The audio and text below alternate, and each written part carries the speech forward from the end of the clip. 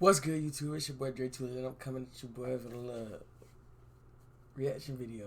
You feel me? I'm coming at y'all boy with a reaction video. The NBA Youngboy dad got 55 years to life in prison. I ain't gonna lie, I didn't even know that. I'm new to this, so I'm finna see what this bit back bebop. But y'all boys make sure y'all comment at 2Lit members. You part of the 2Lit members. But without further ado, let's get into this video. Tight shit. Alright. NBA Youngboy ain't just one of the hottest rappers in the game. He's also one of the most savage. But that ain't happened out of nowhere. Come to find out, his pops is certified in the streets too, and he's been locked up since Youngboy was a kid. Let's get into the true story of how Youngboy's dad got snitched on by his own brother and sentenced to 55 years in prison. On December 1st, He got snitched on by his own brother. Goodness.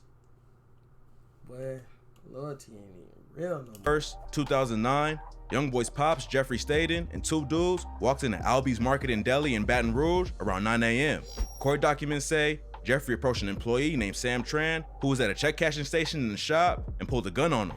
He told Tran to get down on the ground, but the dude ain't listen fast enough, so Jeffrey hopped over the counter and pistol whipped him in the head. Then one of the dudes working with Jeffrey put zip ties on his wrist and a bag over his head. They cleared out the cash registers, but they ain't stopped there. Jeffrey went back to the dude he pistol whipped and demanded more money. Tran told him that the store had a safe with more cash inside of it, but it would take 10 minutes to open up. Unfortunately for him, Jeffrey wasn't trying to hear that and just kept demanding more bread.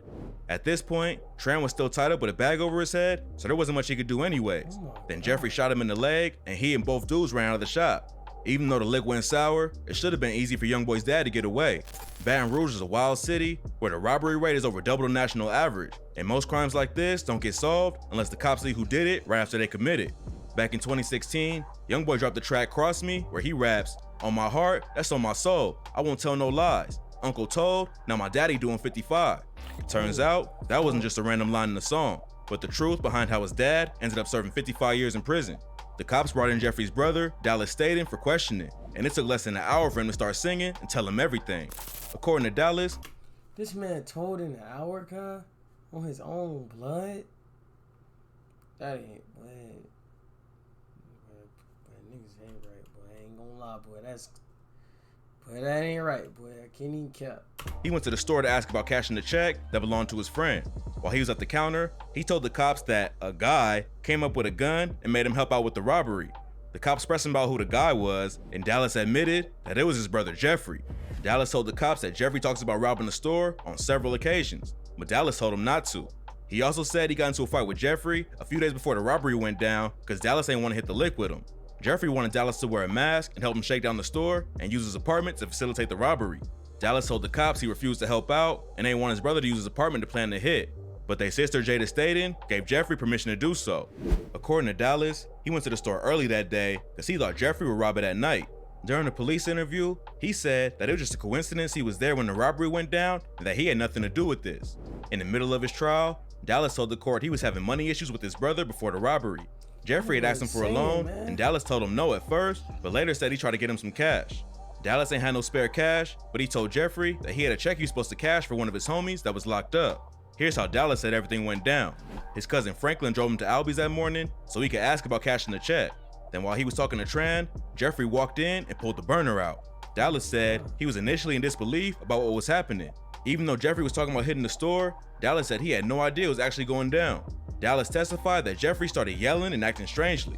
He tossed a bag full of zip ties to Dallas, who put him on Tran and another employee named Than Nguyen, while a third suspect held him at gunpoint. Tran told the court that when Jeffrey started yelling at him to get on the floor, Dallas tried to act like he was just an innocent bystander and said, "I'm just a customer. Don't hurt me." When Jeffrey hopped over the counter and pistol whipped Tran, Dallas asked him why he did it. Then Jeffrey shot Tran in the leg, and Dallas asked him again what he was doing. When Jeffrey and the third dude ran out of the store, Nguyen loosened the ties on his wrist and grabbed a gun behind the counter. Dallas stayed behind to untie Tran and say sorry. Then he ran out of the store and warned Jeffrey that Nguyen had a gun. Nguyen ran outside and tried to shoot him, but his gun jammed after letting off 2 shots. Nguyen saw Dallas leaving a red Mazda, which is how police tracked him down. When they searched his apartment, they found zip ties like the ones used during the robbery, which was all they needed to arrest him and bring him in for questioning. Dallas told the court that he only ran away because he didn't think the police would believe his story. But this is where his side of the situation starts getting strange. During the trial, he testified that he was hoping no one would break free of the zip ties and shoot one of the other dudes, but it's a known fact that he yelled at Jeffrey to warn him about the gun. He was also caught lying about other details. And then, the story took a weird twist. In December '07, 2 grad students at Louisiana State University were shot and killed inside their campus apartment. There was no leads at first, but a month later, the police received a call from a man who claimed he was a suspect in the case.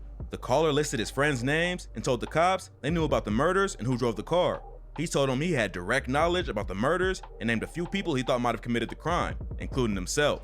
Sergeant Don Kelly with the Baton Rouge Police Department put out a statement saying, thousands of man-hours were spent over the next week by detectives, analysts, crime lab technicians, patrol officers, tactical teams, administrators, and others from multiple law enforcement agencies attempting to verify this information.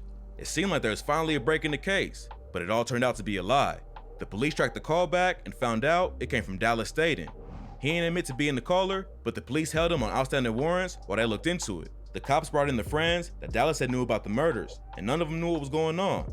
Kelly said, "I feel sorry for them. They were victims in this thing too. They were absolutely caught up in this thing just as much as we were and everybody. We were all duped by this one individual. They used Dallas' phone records and his own mama to prove it was him. They played back the original call for his mom, and she immediately recognized her son's voice on the line. No one knows why he made the call, but it does make his testimony in the robbery case kind of shaky. If he's willing to lie about being the lead suspect in a double homicide for no reason, it makes it hard to trust anything he says. Regardless of how it all went down, the end result was NBA Youngboy's dad getting a 55-year sentence because his own brother snitched on him. Having his pops locked up since he was a little kid had a massive impact on Youngboy. His mom couldn't take care of him, so he lived with his grandma. And without someone there to guide him, he jumped off the porch at a young age and dropped out of school in 9th grade. He ended up getting arrested for robbery right after dropping out and spent his time in juvie writing songs for his first project. Youngboy talks about his dad in an interview and said, "My daddy in jail. I talk to him every day. He just be wanting money and shit though. I still call him daddy to make him feel like somebody. I send him money just so he feel like he got somebody there, cause I know how it is when you in jail. I barely know him though." When Jeffrey's sentence was handed down, he tried to have it reconsidered and reduced, but the court denied the motion. Then he filed an appeal saying that his constitutional right against double jeopardy was violated. The double jeopardy clause means you can't be tried multiple times for the same offense, and you also can't be punished multiple times for one offense. Jeffrey tried to argue that the court was punishing him twice for the same crime, so his sentence should be reduced, but they denied his appeal and stated, rather than being punished twice for the same offense, the evidence showed that 2 separate crimes occurred, which were independently proven. Jeffrey's been locked up since 2009, but he ain't gave up on the early release. A rapper named Young Pokey been keeping in contact with him while he's inside. He's released a few videos of Jeffrey on his YouTube channel, and in one of them, Jeffrey says, "Got some stuff going on in the courts. I'll be out there pretty soon. Getting snitched on by your own brother will make a lot of dudes angry for life." But Jeffrey seems like he used his time in prison to mellow out and forgive people. He said in another video, "Forgiveness is a big part of life, bruh. You know we can't hold bitterness in our heart and expect good things to happen. To all those who've hurt me and abandoned me and did me wrong, I forgive you and I love you, and it's all good." Forgiveness is a big thing, bro. Forgiveness is a big part of life, bro. Not like that. We can't hold bitterness in our heart, bro. and expect good things to happen. But to all those who have hurt me and abandoned me and did me wrong, I forgive you, and I love you, and it's all good. Can't forgive people for something like that, bro. That's your whole life, bro. Good. Hopefully he can get his legal situation sorted out and reunite with his son. But Youngboy got issues of his own right now. On Thursday, May 19th, an artist named Chris James shared an iMessage conversation between him and Youngboy on Instagram. In the text, Youngboy revealed that he don't think he'll be free or alive much longer. He said, "LOL, I'm headed to a cell or the grave very soon. I wouldn't give a what her or who thought. Murder me. I wish the best for y'all." A few days before that post, DJ Academics broke the news on Youngboy allegedly turning down a $25 million deal with Atlantic. He's had issues with the label for a minute, and back in February, he said they was the reason he ain't go #1 with his album Colors. But even though the situation ain't been perfect, fans were shocked that he turned down that kind of money. Youngboy obviously got a lot going on right now, but hopefully he can duck off and stay out of any more legal trouble. He got 7 kids of his own to take care of, and he don't want them to end up in the same situation as him, with their dad locked up their entire lives.